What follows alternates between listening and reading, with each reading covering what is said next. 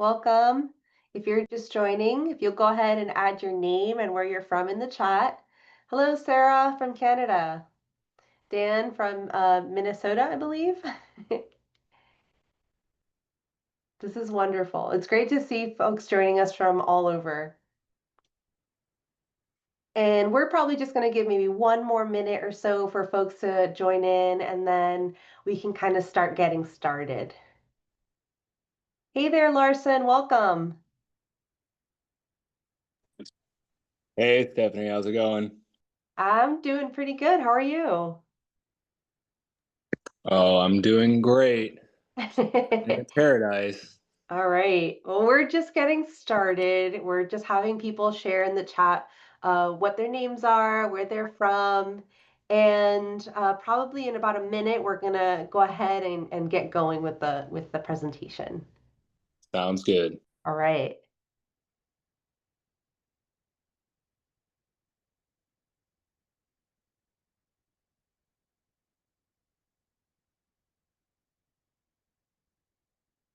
Welcome, Anna.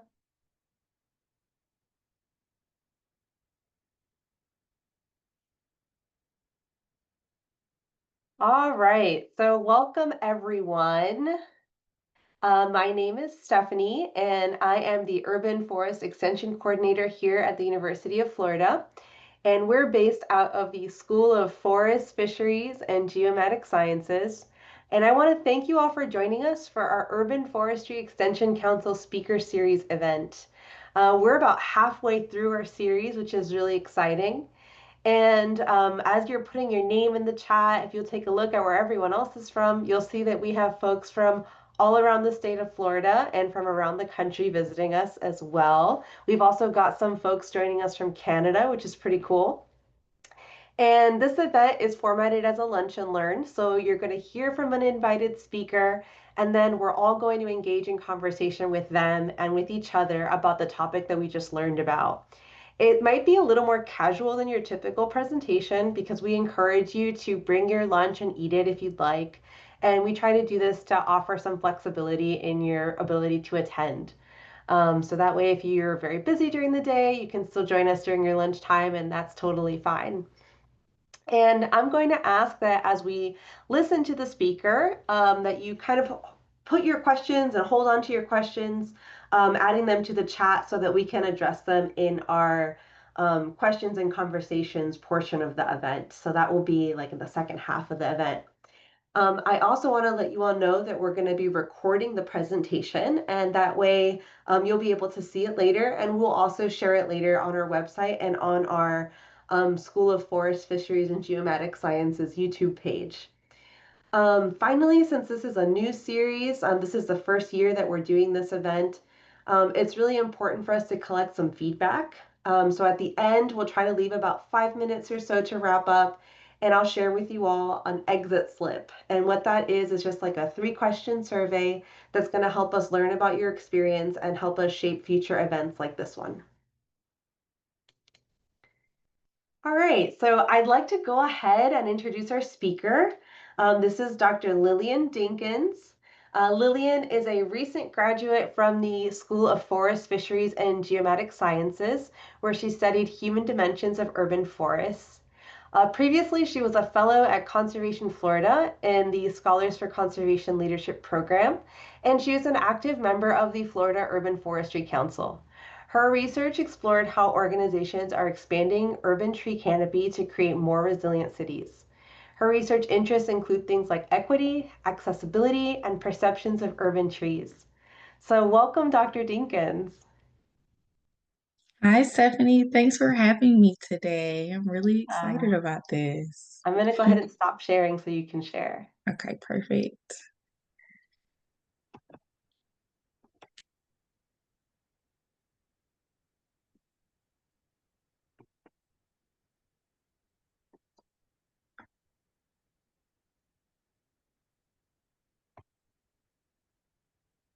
All right, can everyone see my screen?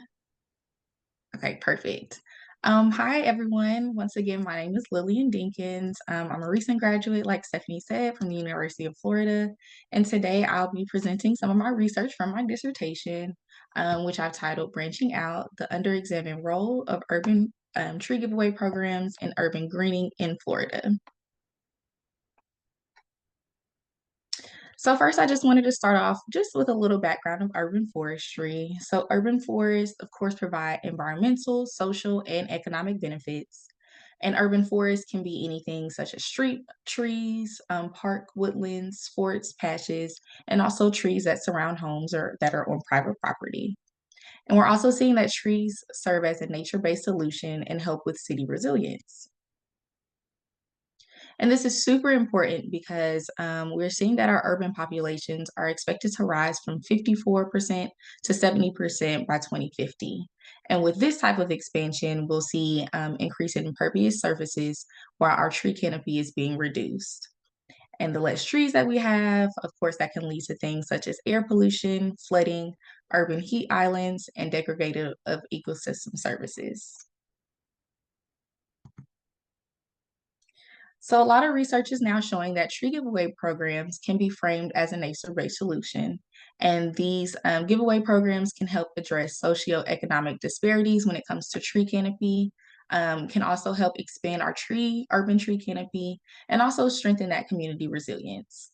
So within this chapter of my research, we're really trying to understand the process, the outcome, and the challenges when it comes to conducting tree giveaway programs.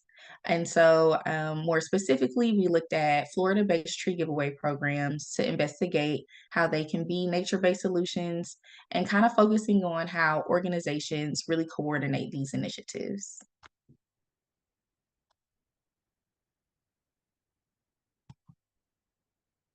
So I did this by having semi-structured interviews, and I talked to different municipalities, urban foresters, and extension workers in Florida.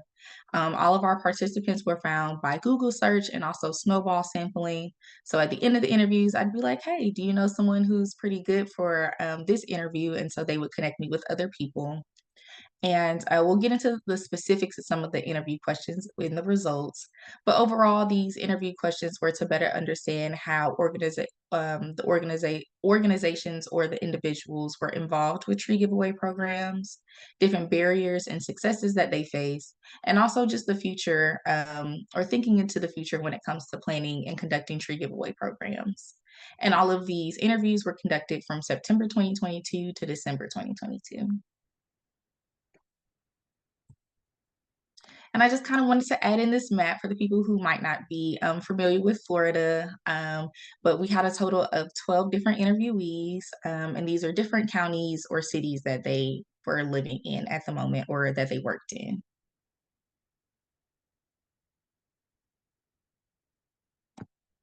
So getting to some of our results and discussion. So one of the first questions that we asked our interviewees were just what their role was when contributing to tree giveaway programs.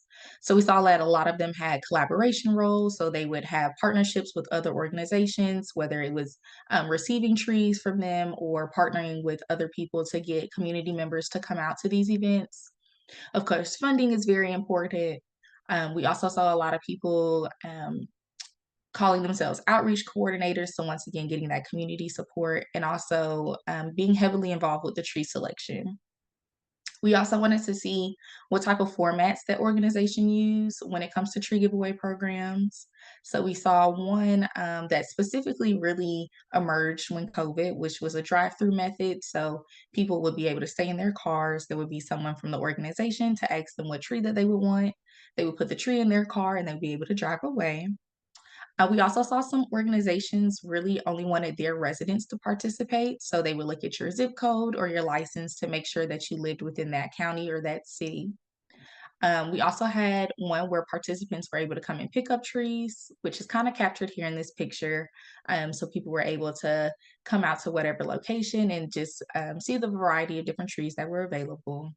And we also saw that some people did pre-registration. And so this was really important for organizations that wanted to get the number of trees correct or make sure that they had enough trees for their residents. We also wanted to know the types of trees that were given away during these events. And so there's a major push for the Florida friendly trees and also native trees to Florida. We asked the interviewees to describe their urban tree canopy in the area that they're servicing. And so this was one really good quote that we got from one of our interviewees. And it just kind of showed that there was historically tree canopy that was lacking, and that could have been for a number of reasons. Mainly because there may have not been any room if you're talking about planting a tree, not wanting it to be too close to concrete or utilities. We saw that they also talked about the socioeconomic issues and just seeing that there's not a lot of tree canopy within those neighborhoods as well. When looking at the recruitment strategies, a lot of these organizations use social media, emails, newsletter, word of mouth, and once again, that partnership, whether it's through volunteers of other tree initiatives that they have, and even gardening groups. When looking at the dynamics in the population served, once again, there was an emphasis on checking for resident status.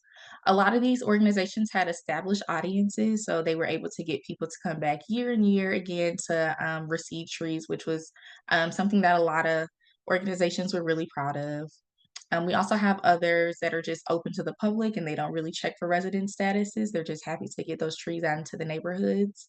And also for the people who didn't need pre-registration, it would be a first come, first serve basis. So people would be able to take up to 2 to 4 trees or however many trees that their heart desired. And so we wanted to look more specifically at any targeted approaches that these organizations use, because there's a lot of research that shows, depending on income, race, there may be disparities when it comes to urban tree canopy. And so this one interviewee talked about actually using these targeted approaches. So they would go and identify areas where they needed to push trees in those areas. And so they would really take the time to talk to the community and see what their biggest challenge was, why they didn't have trees, if they were worried about maintenance and other costs. So really trying to understand what that community needed. On the flip side, we also did see some organizations using a lack of targeted approaches. So specifically with this person, they said that those targeting approaches didn't seem to be working for them, or if they tried targeting approaches in the past, those residents weren't the ones that came out, at least not in big numbers.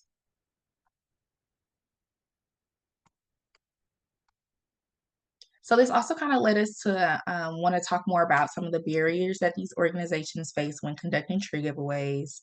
And so, as previously stated, a lot of these organizations were really happy to have these established audiences and these people who came back year after year, but they're seeing some type of barrier when it comes to reaching new audiences. And that could be language barriers, that could be because people have perceptions of tree disservices about trees, or just the lack of interest in wanting to plant a tree on their property.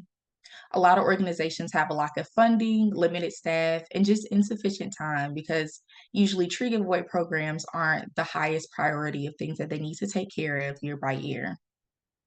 We also see a barrier when it comes to limited nursery supplies and qualities of trees. Once again, a lot of these organizations want Florida-friendly trees and native trees, but if we're going to give out these trees, we want to make sure that they're high-quality trees as well. And once again, dealing with this perception of tree disservices, depending on which age group of trees, people might be thinking about hurricanes, tornadoes, different natural disasters, just the maintenance costs, and just all those things long-term thinking of trees as well. And so this is a quote that just kind of hones in on that, and talking about how communities just usually see trees as causing utility damage or tripping over sidewalks. And so a lot of these negative experiences really do hinder participation when it comes to tree giveaway programs. But we also wanted to look at some of the factors that can contribute to the success for tree giveaway programs. And so a lot of these organizations are noted as a Tree City USA, which is from the Arbor Day Foundation. It's a great thing to be a part of. It basically says, hey, we care about our urban forests. A lot of these organizations use volunteers such as master gardeners, the Florida Native Plant Society, and other community members to really hone in and push the importance of planting trees on private property. Once again, having these established audiences. And a lot of these organizations just kind of see this as an outreach opportunity to really teach people how to plant a tree, why trees are important, how to take care of a tree, and also the backhand maintenance of trees as well.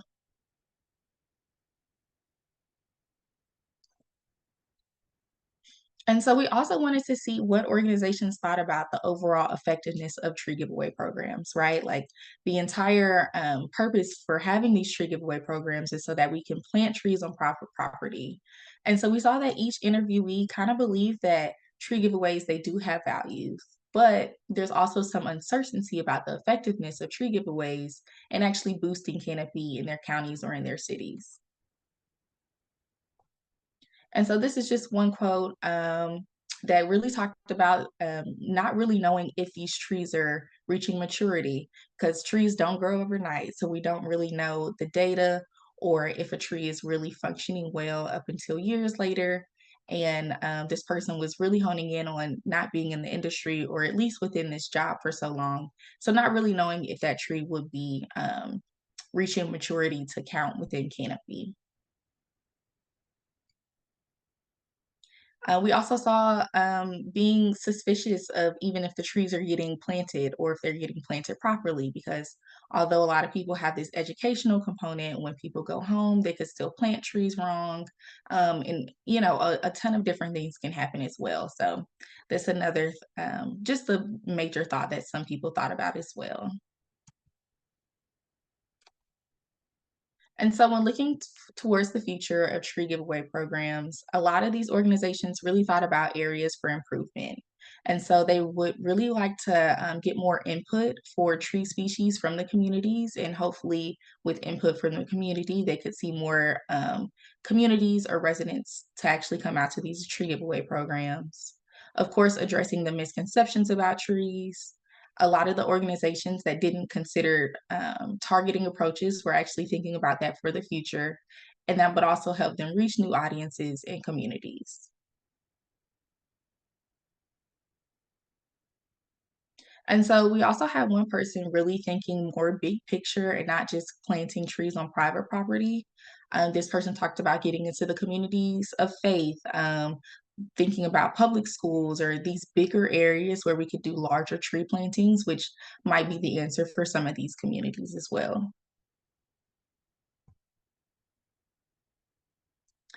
And there was another topic that really emerged from this. We wanted to know if any of these interviewees had any follow-up with the residents. And so we saw that there was a mix of some that do and don't. So there are some programs that allow follow-ups that are typically ranging from 6 months all the way up to 10 years after the events. We also saw follow-ups where residents can share their feedback, the status of their trees, that they're sending these organizations pictures and nice emails just talking about their trees. We also see informal evaluations, but not looking for updates of the trees.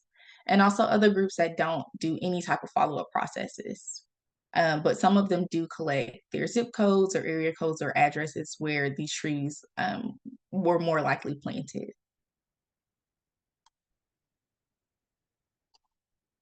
So kind of the main takeaways of this chapter. Once again, we kind of just wanted to study and see how tree giveaways are serving as a nature-based solution and how this can strengthen socio-ecological resilience within cities.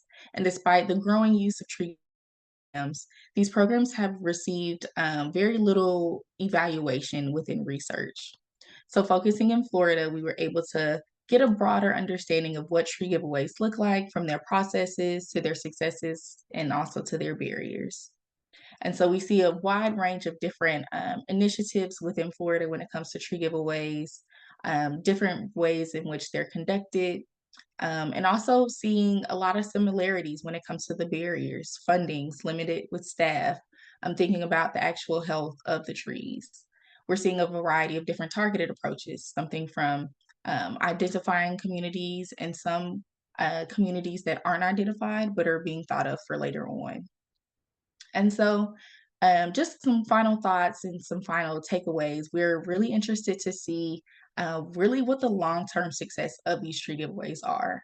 Are there any follow up processes? Or are there also any frameworks that organizations could actually use to effectively evaluate their greening initiatives long term? And so that's that research. This is my email, and I'd love to have any questions and comments from you all.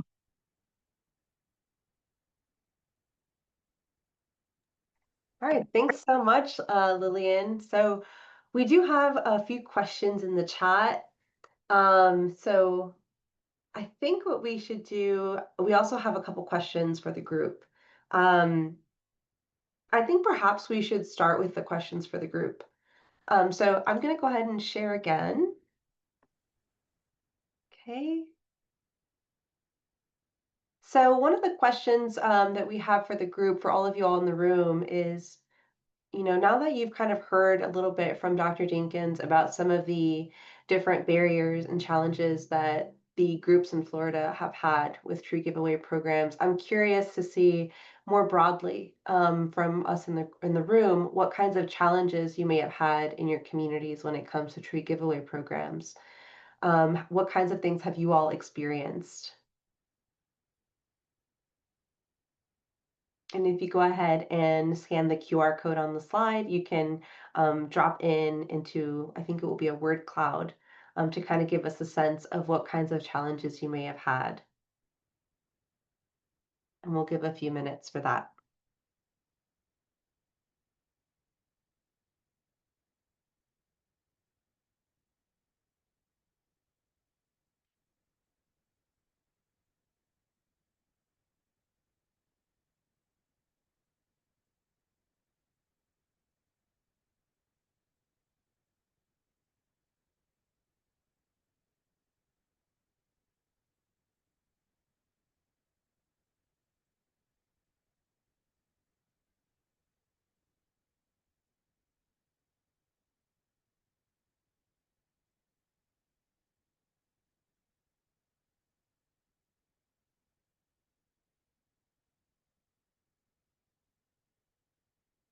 So one of the things that we have here is aftercare information.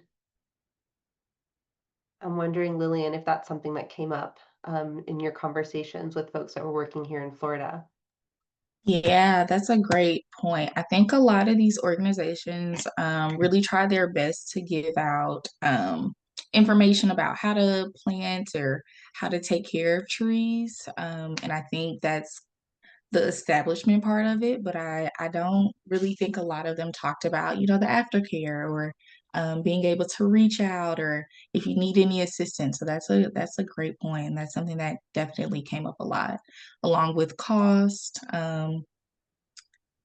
tree selection, yeah, making sure that it's a appropriate tree for the area, or even what a lot of residents want or prefer to have on their property. That's definitely another big issue as well. Mhm. Yeah, great. We've got some more coming in. So information, appropriateness. I think that probably goes into that, planting that right tree in the right place that you were mentioning. Okay. And then we've got another one of these. So I guess thinking about some of those challenges that the group has kind of put forward, I also wanted to know if we could kind of maybe think about what were some of the things that have been done to address some of those challenges. So, like, what are you all already doing to kind of address some of these lack of information, costs, um, trying to express that planting the right tree in the right place?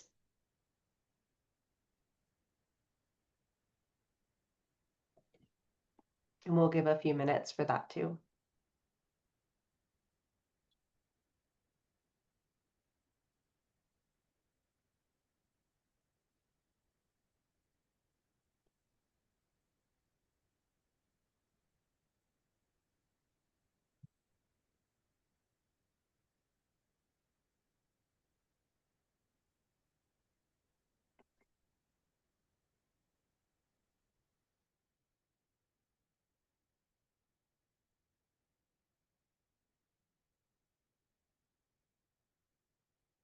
And then also, if any of you all wanted to share an example. So somebody said tree baits. That was me. So this is something that we've proposed for the city of Fort Lauderdale based on public comments and feedback. And there are cities that um, provide limited cost sharing for the maintenance and upkeep of sponsored trees to incentivize people to plant trees on their private property. And, you know, I don't think there's a one, fix for everything, for any problems that other cities are going to have. But it's an idea that I think is worth exploring because I think that no matter where you go, uh, people are always going to say that, it's the cost of watering or the cost of maintenance or, what have you, that's going to be a barrier. Yeah, absolutely. And then we've got some um, other different responses to how challenges might be addressed. So someone else said they provided information or selection sheets. Um, I'm I'm guessing that this is at the site of the tree giveaway.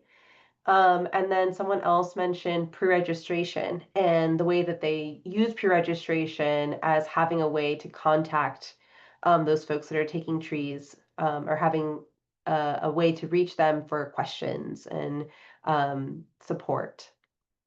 That's great. Did you see any of these also, Lillian, mentioned in some of the work that you did? Yeah, I think I'll also mention probably one of my favorite tree giveaway formats was an organization that has like different booths. And so they have like this passport.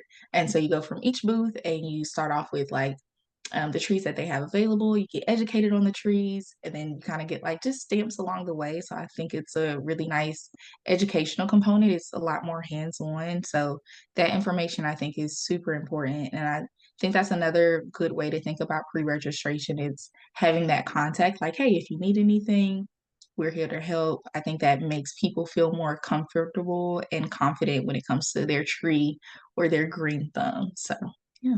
It sounds like, and you let me know if I'm interpreting this incorrectly, but it kind of sounds like by having this type of process to get the tree, it kind of creates several points of contact and it makes the possibility of there being more dialogue about the tree and the process of taking care of the tree more possible. Yep, yep. That's exactly how I interpret it as well. Yeah. Okay, great. So let me get out of here real quick. And we had some questions in the chat as you were presenting. I want to bring those up. So we've got a question from Rachel about some of the methods that you used, and they wanted to know how you decided on which counties to focus on or include in Florida, and if you had a desired or minimum number of people that you were aiming to interview. Yeah, great question. I really just Googled and was trying to see like who does tree giveaways, where do they happen?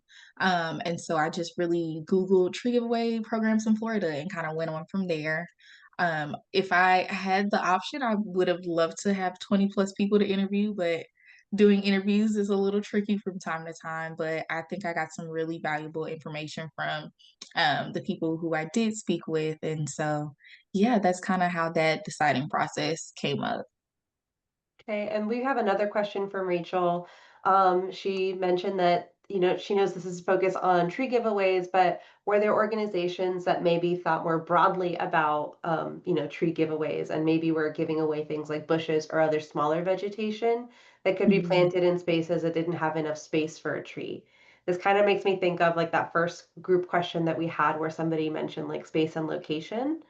And then she goes on to say that smaller plants would more likely require less maintenance, which might be more appealing to more people. Is that something that your interviewees talked about or that you observed in some of your interactions? Yeah, I think that's a really new idea or a new way to kind of take on tree giveaways or how we want to increase any type of green space within our neighborhood. So I think a lot of the organizations were focused on, are we going to have 3 5 gallon trees? So more so pushing those. We did have one group that gave away seedlings, um, which also the stats on seedlings and giving those away and getting those properly planted aren't the best or the highest. So I don't think any organizations really thought about any bushes or any of those smaller canopies, which is a great idea. I think a lot of the organization, since these tree giveaway programs typically happen on Arbor Day, they probably think about those bigger trees or bigger canopies to give away. But I think that's a great idea to also think about and kind of think outside the box for future programs. Great. I wonder if anyone in the group has experienced anything like that where they're working or where you're living, organizations that maybe kind of um, broaden the scope of the diversity of things that they're giving away at these programs.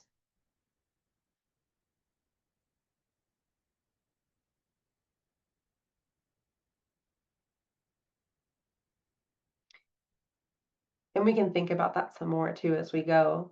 So I have a couple questions for you, Lillian, and maybe more broadly for the group. But I wanted to know, based off of what you talked about, one of the things you mentioned a lot was collaboration and the role of like partnerships. Could you expand a little bit on how collaboration might be used to better support the success of tree giveaway programs? Yeah, I think especially with our line of work, there's a lot of people in a lot of community-based organizations or state level or federal level who are all trying to accomplish the same thing. So even from other research that I've done, I see a lot of like federal and state being able to be that funding source for the community level. Um, and so that's a major thing that a lot of organizations talked about, and being able to have the capacity to actually do these greening initiatives within their organization. So I think that's the one biggest thing that I think about collaboration wise. And also when we're talking about equity or getting into our communities and seeing the community needs, being able to find, the leaders in the community. What does that community need? Do they want tree plantings? Should we educate these people more about green jobs or just greening initiatives overall, and kind of give them a better understanding to why trees are so important and why they need them in their area and community. So I think collaboration has a lot of different elements to them, and it can be from higher up and also working within your community as well. You can't do anything in this field without partnering or doing something with someone else. So, like thinking about collaboration more broadly, right? So later you talked about how there were opportunities to connect with like faith-based communities and like schools to do like tree Mhm. plantings and increase engagement. And I wondered if you could maybe talk a little bit about how we might improve the relationship between the public and some of these organizations through tree giveaway programs. Yeah, I think, and specifically in that one, I think that interviewee was really thinking like, if we've seen a lot of pushback with people when it comes to private property and wanting to plant on those private properties, what are bigger areas within our county or within our city that have the capacity to actually have trees? And it might not be, once again, being able to plant something on a private property or someone's private home, but if you get a group of people or some fifth graders at a school, being able to say, when you graduate from middle school, this is the tree that class of 2025 is going to plant. So still making or creating some type of sentiment out of trees, I think is really, really helpful.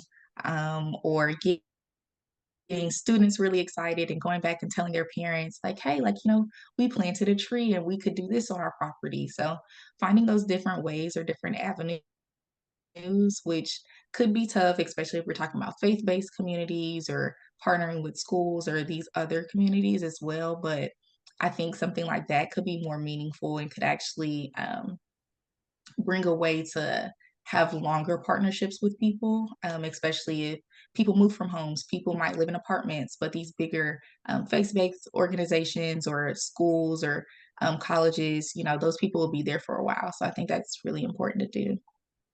Yeah, great. I wonder if there are any other questions from the group. Okay, we've got one here in the chat. Um, So here's a question from Rachel. They want to know if any of the organizations you interviewed mentioned working with or collaborating with utility companies. She says, I know there are many instances where communities get upset when utility companies prune or cut down trees when preparing for hurricane season. If utility companies were included in the process, maybe that would help minimize the amount that needs to be pruned later. Did you come across anything like this, Lillian? I personally didn't, but I think there are with the Arbor Day Foundation, I could be wrong. I know certain utility companies, they still try to plant X amount of trees per year. So I think that's another point of contact where it's like, hey, if we're with Georgia Power and we know that they have to prepare for certain storms or weather events later on, that could be a great um, collaboration or connection to work with Georgia Power and your local community and say, hey, although we're going to cut X amount of trees, let's also find a place or a desired area to plant trees later on as well. So, Rachel, you have some really good ideas. I think a lot of these organizations could take some of these and really establish them within their communities. Yeah, definitely. So I guess kind of along those lines, I have another question that kind of came up from your presentation, and it was thinking about how some of the barriers were about based around perceptions, and um, how might we think about maybe helping people overcome these perceptions that they have about conflicts with trees? Mm. Like, what are some of the things that we might be able to do? Yeah, I think, and this will kind of get into another chapter of my dissertation as well. So I also um, gave surveys to people who did participate in tree giveaway programs just to kind of see their perception, why they wanted trees, what types of trees that they wanted to plant.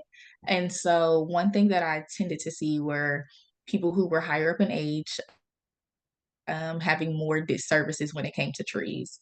So especially they're thinking about, oh, we live in Florida, there could be a hurricane that comes and the tree might fall. So I think it's really important to keep in mind that people do have these disservices when it comes to trees. And I think education, whether it's something like a workshop like how we're doing right now, or prior to tree giveaway programs, getting people really excited and saying, hey, you might think a tree is bad because of X, Y, and Z. And these, these feelings, they might be valid, but also let's think about these positives as well. So I think it's really ties back into that educational component to getting people to really be comfortable with trees and seeing that there are a lot more also that partnership with them when it comes to teaching them about maintenance and how can our organization help you. And so yeah, I think that's something that'll be really important.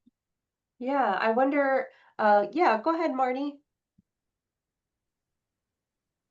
Hi.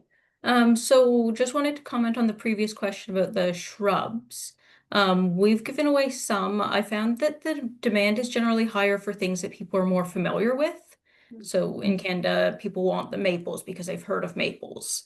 They want pine trees because I guess they've heard of pine trees, or they like conifers as well that don't drop all their leaves. But we find that people really want the trees that they're aware of. So if we get the like native less common things, including shrubs, there's less demand for them. I'll also note we did do wildflowers at one point and we had extremely high demand for those. People went crazy for them. They absolutely loved them. So native wildflowers to like promote pollinators and stuff like that. So yeah, thanks. That's really cool to think about how, Marnie, in your organization, you're kind of providing a variety of things. It kind of gives more of like a whole ecosystem approach rather than just trees, which is really interesting. Um, Yeah, so something else I wanted to kind of bring up, Lillian, was this uncertainty about the effectiveness of programs. And I know that like your research was one way of like starting this conversation about evaluating programs, but what else might we be able to do to kind of improve that post-planting monitoring of trees? Are there specific tools that people mentioned or specific techniques that they mentioned? What do people do on the ground to try to keep track of what's happening after trees leave the lot? Yeah, I think it really varies depending on the capacity that each organization has. So, um, tree giveaway programs, at least in my eyes, is something that's done usually during Arbor Day. And so a lot of the organizations, they do keep up with like zip codes or the address of the person who received the tree. But on the flip end, maybe the person received the tree, but oh, I want to go give it to my mom. So we sometimes there might be that gap of not particularly knowing where the tree is being planted. I think if it's possible, and I kind of see this as something that organizations could do if they have a intern or something like, hey, like let's send a follow-up email. Let's see how this person is doing who could came and collected this tree this past January, seeing if they can send pictures, seeing if they had any issues. And I think that'll kind of help like the overall development of tree giveaway programs. And there are even some organizations that don't particularly like to call them tree giveaways. They like to call them tree adoptions because you were quite literally taking home and having to care for something that will be in your property. So it's not something that you can just, plant and just wish for the best. You actually have to put some care and some time, especially with establishing trees. Um, so I even think like renaming has also kind of helped with that, just the thought process of what trees are holistically. So yeah, it's been kind of tricky to see what the overall process is because I think once again, everybody's capacity is different. Um, there might be some trees that get properly planted, there might not. I was able to in Gainesville at one of the tree giveaways that we went to a year and a half afterwards. I went to a few different properties to see how the trees were doing. Some survived, some didn't. For a variety of different reasons. But I think it's something to definitely keep track of or keep note of to really see like, hey, do we need to work on the quality of the tree? Do we need to do better when it comes to the educational component? Do we actually need to find different funding sources to help people with maintenance costs? So if we're really going to continue to do these programs and put that much time and effort into it, I think we definitely need to have some follow-up processes as well. Would you foresee there being any like limitations to that follow-up? Like, are some of these organizations more or less capable of doing that? And what would be some of those limitations?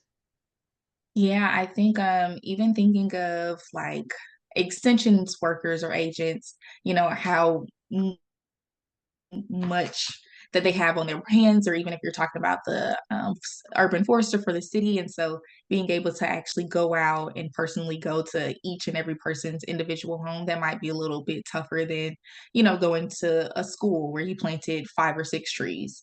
So I think it's definitely that timing that could definitely be a make or break for these different initiatives.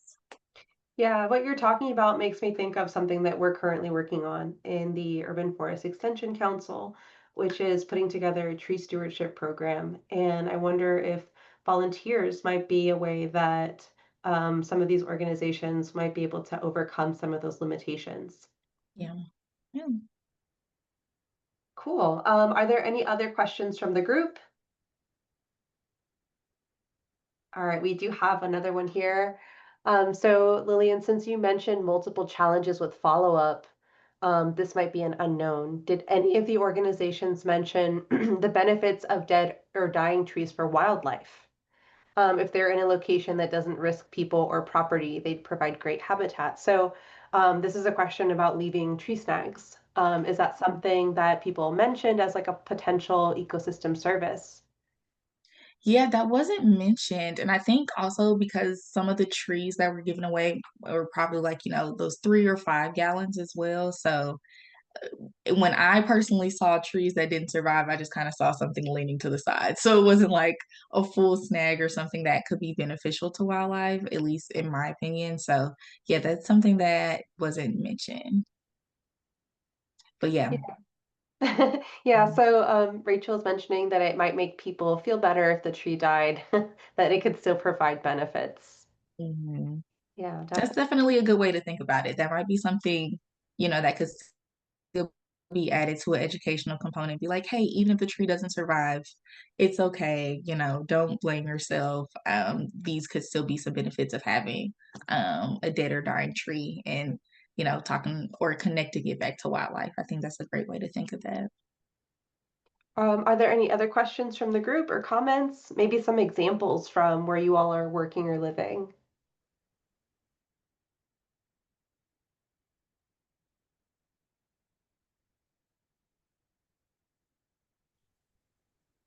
I kind of joined later, so I don't know if this was discussed in the presentation, but we have one of the Arbor Day styles that like we have stations that people have to go to learn about the tree.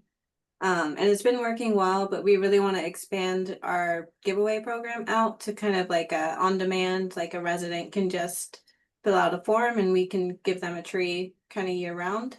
Has anyone like started a program like that? And how do you kind of still build in that educational component with something like that? Savannah, I have an idea, maybe something like a video that folks could watch, like as they register for the tree. Maybe you can have a video prepared that they can watch that gives information about tree care and establishment. Yeah, I like that. That could be really good. Savannah, are you in Florida? Yep. Winter Haven, so Central Florida. Okay. I don't know if they service that area, but there's a nonprofit based out of, I think, Delray called Community Greening that does what you're describing, and they partner with a lot of municipalities to kind of make that happen. And then I think a little closer to you, I know the city of Mount Dora is looking for, I think, a contractor or a vendor to also do kind of what you're describing. Um, and I know they have a city forester. It might be worth reaching out and just kind of asking them how they plan on, implementing that. Yeah, for sure. Thank you. Great. Thanks, Larson and Savannah. Hi. Yeah, go ahead, Marnie. We tried to do a tree depot so people would have like continual access to trees in the months of May and June. However, it turned out that everyone just scooped up all the trees on the day that they arrived every week.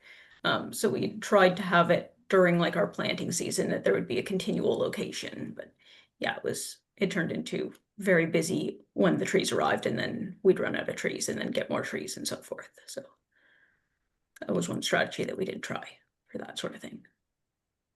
Still seasonal, but yeah. Thanks for sharing that, Marnie. It's really the nice thing about these events is that not only do we get to learn from the speaker, but you all get to kind of present some examples from what you're doing, and we can really like learn collaboratively together.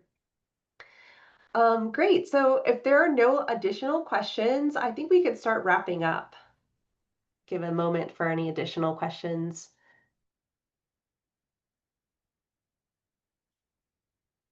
And then, of course, if anything pops into your head as we're wrapping up, you can go ahead and drop it in the chat. I think Lillian and I could probably stay on the call for a couple minutes after in case you have any burning questions.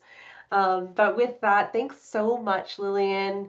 And thank you so much for the presentation and for joining us in this conversation. And thanks to everyone else for being in the conversation with us too. So before we go, I just want to wrap up as we do. I think you're seeing my screen. If you can just give me a thumbs up if you are. Okay, great. So I just want to share with you all, we have a couple more speakers left in the series. As I mentioned at the top of the meeting, we're pretty much halfway through. We've got four folks left that will take us to the end of the year. And if you want to register for some of these other talks, I do have a QR code up here that you can scan on your phone, and that will take you to a page where you can register for the talks. Our next talk is going to be from Christian Wanamaker.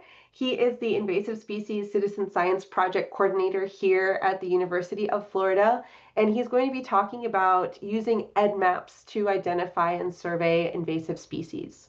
So that'll be pretty cool. It's more of a practical approach. And then following that, we have a couple other really interesting talks coming up as well. And if you want to watch this presentation or some of our previous presentations, they are currently uploaded onto our School of Forest, Fisheries, and Geomatic Sciences YouTube page. I've got another QR code here that you can scan to check those out, and you can go ahead and subscribe. Dr. Dinkins' presentation will be uploaded there as well. And then the last thing that I want to do as we finish up here is I want to share our exit slip. So it really will help us if you share with us some feedback about this talk. That helps us learn a little bit more about what works and what doesn't work. And it helps us ensure that we can do programs like this in the future. So I'll put that up here. I'll also go ahead and drop the link to that in the chat. And with that, thank you again, Dr. Dinkins, and thanks everyone for sharing with us your experiences and your questions.